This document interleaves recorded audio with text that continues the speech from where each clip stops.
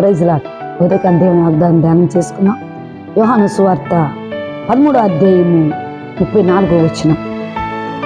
మీరు ఒకరిని ఒకరు ప్రేమింపవలెనని మీకు క్రొత్త ఆజ్ఞ ఇచ్చుచున్నాను. నేను మిమ్మును ప్రేమించినట్టే మీరు ఒక్కొక్కరు ప్రేమింపవలెను. దేవునికి మహిమ కలుగును గాక. ఉదయకాండే దేవుడు మనతో మాట్లాడుతున్నాడు. దేవుడు అంటున్నాడు, చూడండి, క్రొత్త ఆజ్ఞ ఇస్తున్నాడు. దేవుని పిల్లలుగా మనందరము కూడా ఒకరికొకరు ఎలా ఉండాలి, ఒకరినొకరు ప్రేమించుకుంటూ ఉండాలి. నేను ఎలా ప్రేమించానో మీరు కూడా ఒకరితో ఒకరు ప్రేమగా ప్రేమించుకుంటూ ఉండాలని దేవుని మీతో మాట్లాడుతున్నాడు. హల్లెలూయా. ఆయన ఈ లోకంలో ఉన్నప్పుడు మనల్ని ఈ రోజు కూడా, ఈ లోకంలో ఉన్నప్పుడే కదండి, నీకోసం అవకాశము చనిపోయి పునరుద్ధానుడై తిరిగి లేచి పరిశుద్ధాత్మ దేవుడుగా నీ మధ్య నా మధ్య సంచరిస్తూ కూడా ఈ రోజు ఇప్పుడు నిన్ను ఎలా ప్రేమిస్తున్నాడో, ఎలా నీ మీద కృప చూపిస్తున్నాడో అలాగా ఇతరులను నువ్వు ప్రేమించాలి. ప్రేమించే మనస్సు నీకు ఉండాలని దేవుడు మాట్లాడుతున్నాడు. ప్రేమించగలుగుతున్నావా? ఇతరులను ప్రేమిస్తున్నావా? శత్రువులైనా క్షమించి వారి కోసం ప్రార్థిస్తున్నావా? వారిని ప్రేమించే మనసు నీకుంటే దేవుడు అంటున్నాడు, నా మాట వినే దేవుని బిడ్డవు కనుక నిన్ను ఆశీర్వదిస్తానంటున్నాడు. దేవునికి మహిమ కలుగును గాక. ప్రేమించుకోవాలి. ఎందుకంటే ఒకరు ప్రేమించుకుంటూ ఉండాలి. ప్రేమ సమస్త దోషాలను కప్పివేస్తుంది. ప్రేమ అమర్యాదగా నడుచుకోదు. ప్రేమ డంబపడదు. ప్రేమ మచ్చరపడదు. ప్రేమ ఉప్పొంగదు. ప్రేమ లేని వాడినైతే అపోస్తలుడైన పౌలు గారు అంటారు, నేను అన్ని భాషలతో మాట్లాడినను, కృపావరములు నాకు కలిగినను, దేవదూత భాషలు మాట్లాడినను, నేను ప్రేమ లేని వాడినైతే వృద్ధులను అంటున్నాను. ఈ రోజుల్లో చూస్తే నిజంగా దేవుని పిల్లలుగా ఆ దేవుని పిల్లలలోనే ప్రేమ లేకుండా అయిపోతుంది. ఒకరి మీద ఏదో ఉద్రేకాలు, కోపాలు, కక్షలు. ఎందుకండి?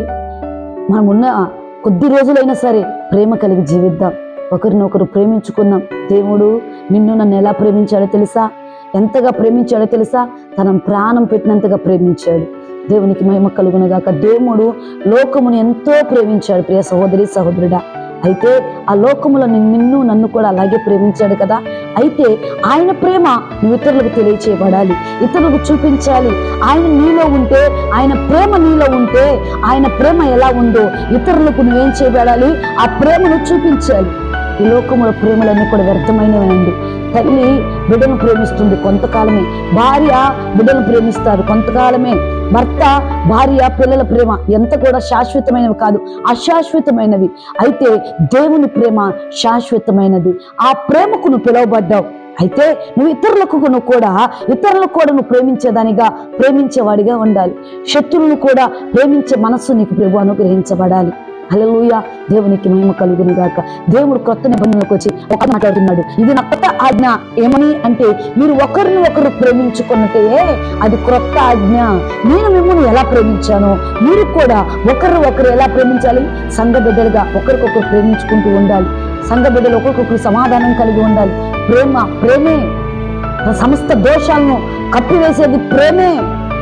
ప్రేమతో జీవిద్దాం.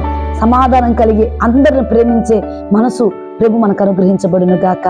ప్రేమించే ఆ కృప ప్రభు మనకు అనుగ్రహింపబడును గాక. దేవుడు అంటున్నాడు, చూడండి, మీరు ఒకరినొకరు ప్రేమించుకోండి. ఆయన ప్రేమామయుడు, కరుణామయుడు.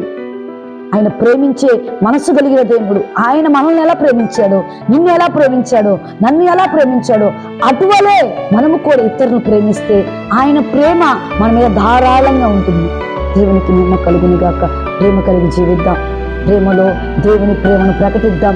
ఆ ప్రేమ ఎప్పుడు కూడా ఆ శాశ్వతమైన ప్రేమ చేత, దేవుని ప్రేమ చేత మనం పిలువబడ్డాం. అలాగే ఈ లోకంలో ఉన్నప్పుడు అందరినీ మనకు సాధ్యమైనంత వరకు ప్రేమిద్దాం. ప్రేమించి దేవుని ఆశీర్వాదానికి పాత్రులుగా మార్చబడదాం. ఆయన ఆజ్ఞలు గైకొనే బిడ్డలుగా మనం మార్చబడే కృపను ప్రభు మనకు అనుగ్రహించబడును గాక. ఆమేన్. Praise the lord.